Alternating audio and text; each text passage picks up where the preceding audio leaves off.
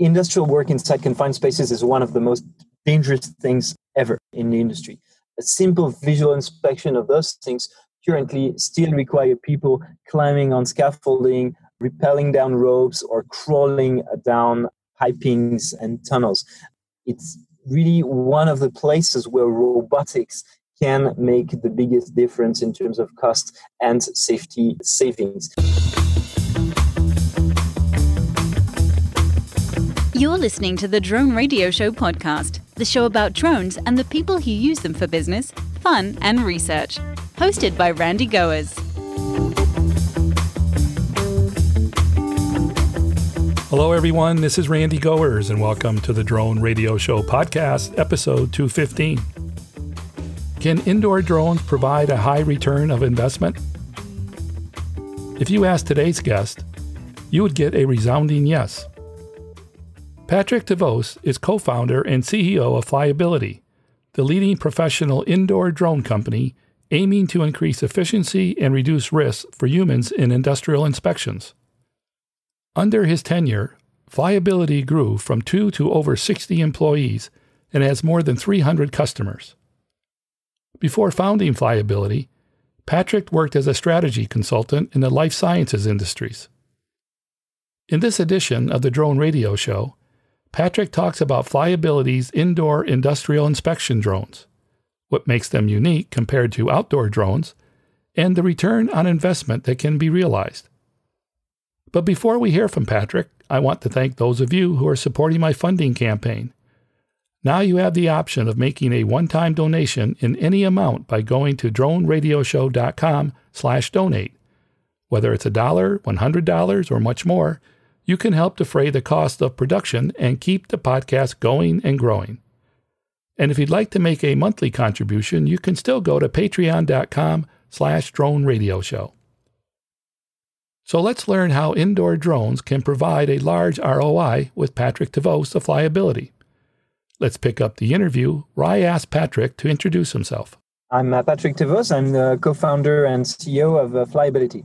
Patrick, what does Flyability do? Flyability is a company building drones for indoor, confined, complex spaces. So typically the places where you typically don't think of sending a drone into, but which are in high need for access methods that complement and replace the sending humans in those very dangerous type of places inside industrial sites mostly. Is there something special about an indoor drone compared to drones that are typically flown outside? Yeah, there are a lot of challenges that are very much linked to flying indoors. So first of all, in the places where we typically go, there are obstacles everywhere. So we needed to find a way to be able to reliably navigate in a place where you have pipings, you have disorganized spaces, obstacles pretty much everywhere.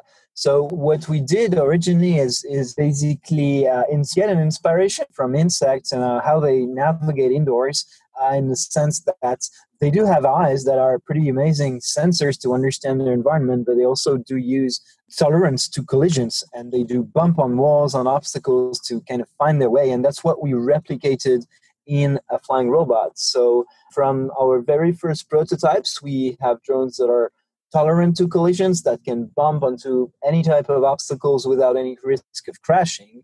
And that was kind of the initial part of our technology. Since then, we've evolved quite a lot and have now a drone that has improved in all of the areas where indoor flight is very different from outdoors. So you are in a GPS-denied environment, so you cannot count on GPS for stability and for understand where you are. You have no light at all. So you need to carry your own light source, a very powerful light source, in order to be performing an inspection or an exploration indoors. You have a very difficult transmission as well, because you tend to be flying always beyond the visual line of sight as you are indoors. And regulations also indoors allow to do this very easily. And finally, you tend to want to look at very different things from what you would like to do outdoors, because you're mostly looking up, you're looking in front of you, you're looking up, very different from an outdoor drone who will tend to mostly look down to the ground, whereas where we are exploring, we're looking kind of all around us. So is there a different configuration for the camera or the gimbal? So on our products, the camera is placed on top of the drone, which is a fairly unusual configuration, which allows the camera to have the best unobstructed view in front and above, rather than having the camera kind of hanging down from the drone like you have on most devices.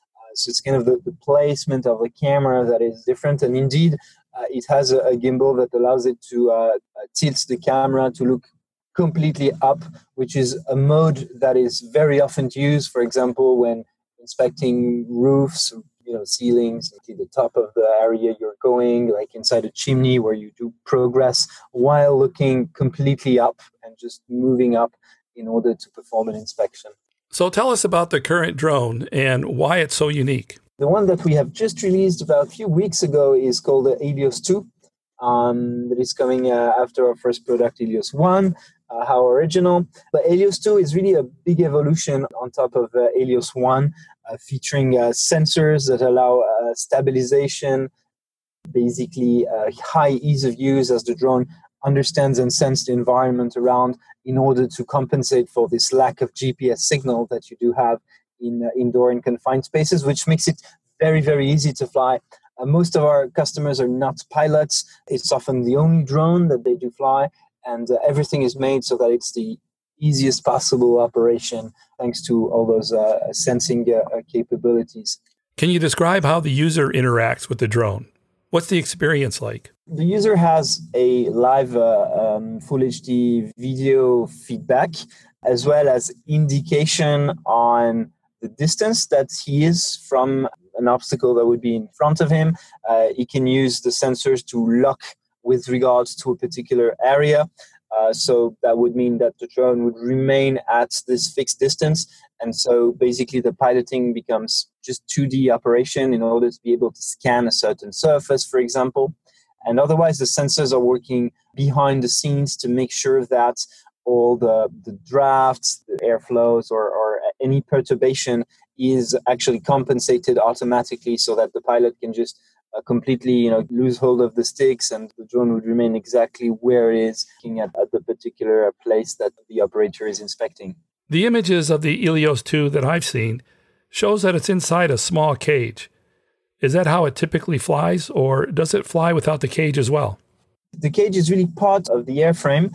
The drone is always flying protected inside this cage, which adds obviously very important mechanical protection to the drone in case of collision. So we can collide at fairly high speeds. The cage made out of a carbon fiber is able to protect the propellers, protect all the avionics and the drone itself from in case of a collision, and allow it to recover very easily from a contact. How big of an area does the Ilios 2 and the cage occupy? The drone is 40 centimeters, that is 15.8 inches roughly in diameter. So basically it could squeeze in any space that has an opening this side or larger. Can you give us an example or two of how the drone is being used and the results? Among the use cases that are most frequent with Ilios is the inspection of boilers inside power plant, for example, where you need to squeeze through a manhole. And then you went in this large room where typically in a power plant you would inject whatever fuel you are burning and set it on fire with piping all around it to generate steam. So inside this place there are a lot of pipes, of tubes that require to be inspected at the top. So what we're doing is we're keeping the inspector safely outside the boiler. He just flies through the manhole and then performs the inspection of the superheater, of the burners inside this boiler very, very quickly and in all safety without having to enter in this dark, dusty, confined space and without requiring of scaffolding or rope access. So boilers is one example, but we do work a lot in tanks, so above ground storage tank or pressure vessels that can be found in the chemicals or oil and gas industries, stacks and chimneys that are pretty much everywhere in the industry, but also tunnels, galleries, pipings, underground, water management systems inside ships like ballast tanks or cargo holds of vessels. So those kind of are the biggest and the most common use cases where we can make a big difference. In designing the drone, How much did you rely on the feedback from people in the field that actually do the inspections? Originally, the project started as a PhD thesis. So it all started with a technology, looking for a problem, basically like a lot of tech startups actually begin. And we really found a huge interest and a huge unmet market need for the inspection of those places, because crawlers couldn't easily go in there and couldn't access those vertical spaces. Human access was incredibly dangerous and expensive. So we very quickly found the market and engaged with our first customers. With this first product, we had about 300 to 400 customers with this first product, Ilios. And for the development of Ilios 2, we worked really hand in hand with most of our existing customers, understanding their needs, understanding the points of improvement, going with them in the field. In particular, we had a small team of 10 product advisors who are customers using our products and shipping prototypes as we were developing the new products, to get a lot of feedback and to iteratively build a tool that is made for the field. So this is an incredible asset that we had as a company after the launch of our first product, is this access to customers who are able to go on the field regularly, test and improve the product. So this is how basically we designed Ilios 2, that has been basically designed by our customers. How did the idea for an indoor drone come about? As we were studying robotics, it was the time when there was the disaster at Fukushima, the Haiti earthquake, and the need for robotic systems to be able to enter and gather data in those places instead of sending humans was to us very obvious. And there were absolutely no solutions on the market to do that. So this first intuition proved right following the huge traction that was gotten very, very early on, as the company did not formally exist, as only a prototype that we were building during the night were available, and where we were getting hundreds of requests from industrial customers for this technology. So there was really a matter of timing that we got right. This moment when the industry was really ready for a change, looking for solutions, and the market was completely opened. I think, back in the days when we started, if you're looking for indoor drone or drone flying indoors, you would literally find absolutely no results on Google. There would be no companies developing this segment, as it was only the beginning of the drone hype and the drone market growth. So there's very much a question of timing and a great product market fit, because we were hitting it exactly where it was hurting at those companies and where they were looking for solution at this particular time. So is the Ilios 2 in operation at any nuclear sites now? Currently, we have Ilios flying in half of the nuclear power plants in the United States, for example. So it is typically a market where the savings using a drone instead of sending a person are huge in terms of safety and in terms of costs. So typically, if you need to send someone inside the reactor building, you would have to power down the power plant, gradually reduce the output, send the person to do the inspection, and then once it's done, ramp it back up. And this results in huge downtime, a huge loss of revenue. In a typical mission where we can avoid doing that, our customers have reported that about $500,000 can be saved on a single instance. I came across something about a test of the Ilios in radiation environments. Can you enlighten us on that? That was last year, actually. So indeed, some of our customers wanted to push a little bit the limits of the drone to understand within what type of radiation areas it would still operate, and what would be the main failure modes in case it is exposed to too much radiation. And the tests that they have performed, so they have performed it in a chamber where they do the calibration and the validation of their equipment. They were incredibly surprised by the resistance of the drone. They have been ramping up the dose rates throughout time, and managed to get to the point where they validated that they would be comfortable flying the drone anywhere in the power plant, and that the radiation will never be a limitation for the operation of the drone. So they have ramped it up to 800 rads during over 10 minutes, which basically represents the worst case scenario that they are expecting to ever see inside the power plant. Is there just one configuration of the Ilios, or are there different versions for, say, a nuclear power plant, a petroleum company, or other environments?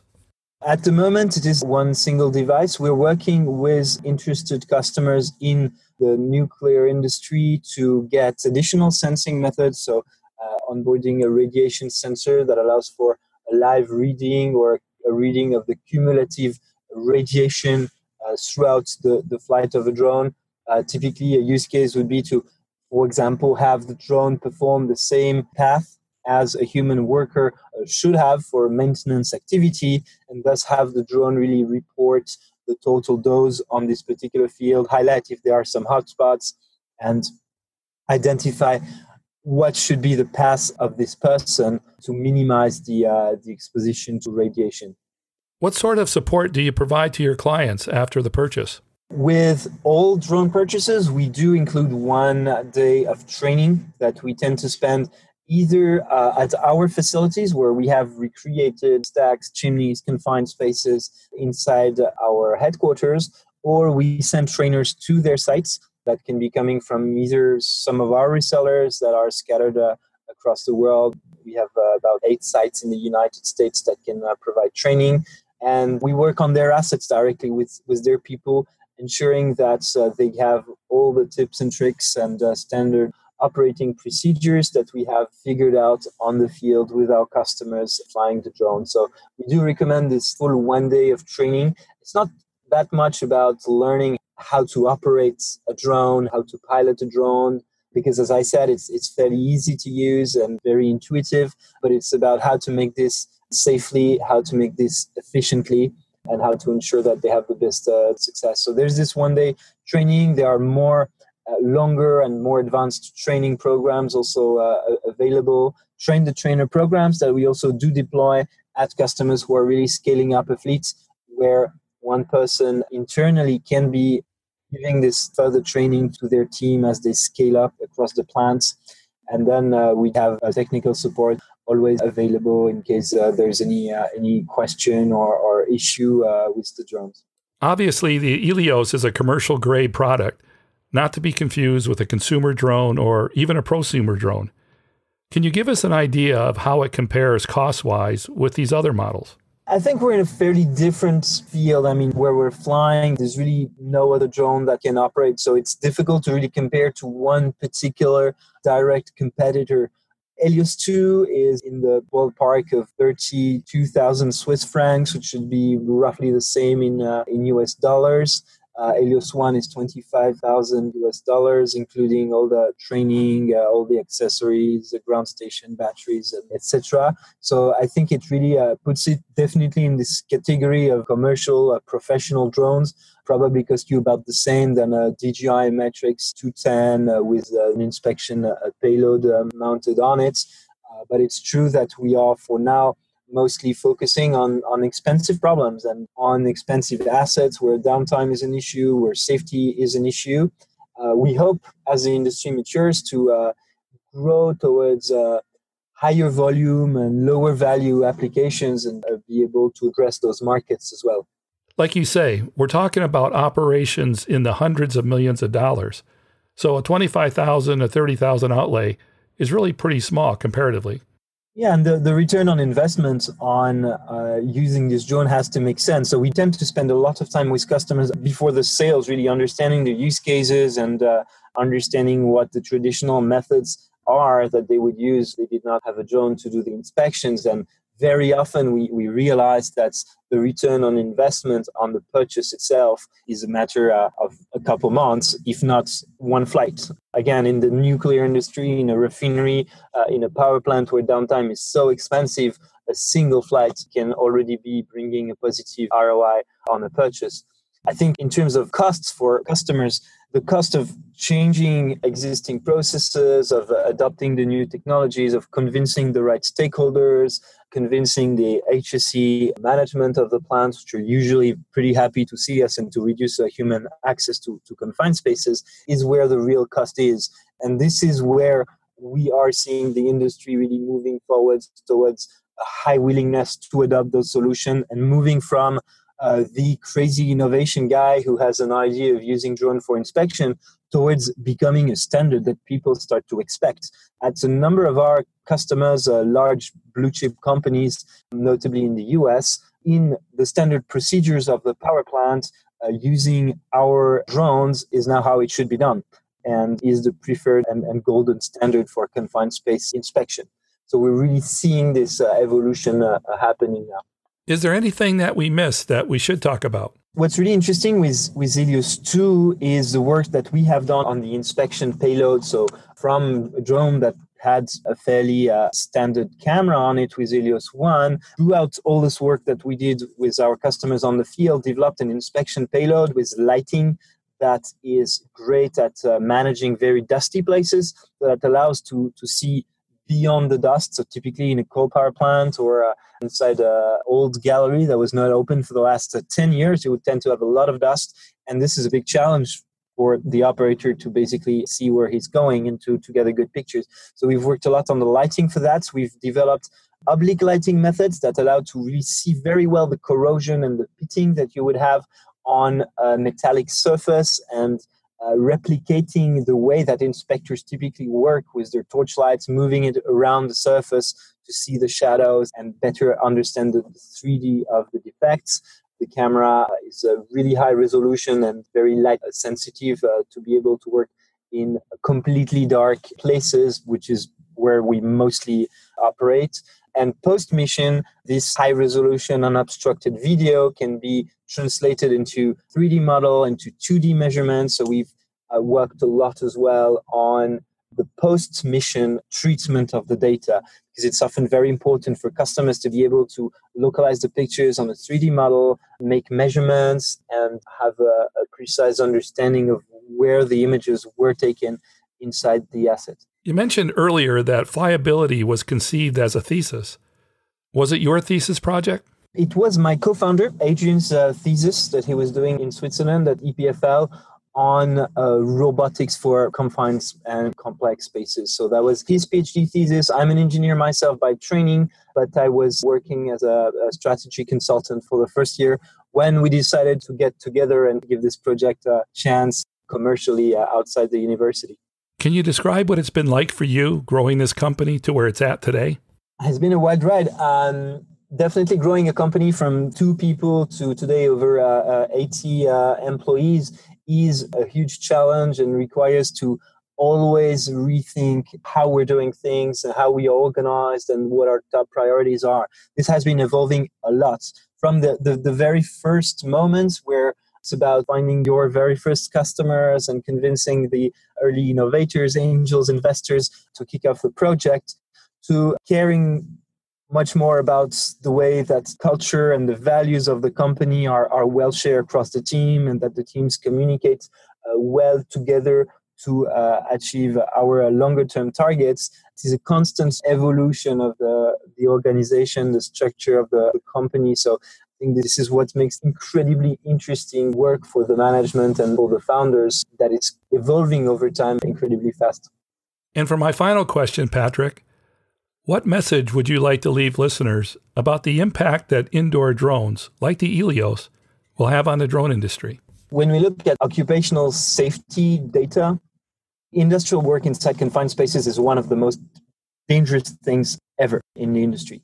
A simple visual inspection of those things currently still require people climbing on scaffolding, rappelling down ropes, or crawling down pipings and tunnels.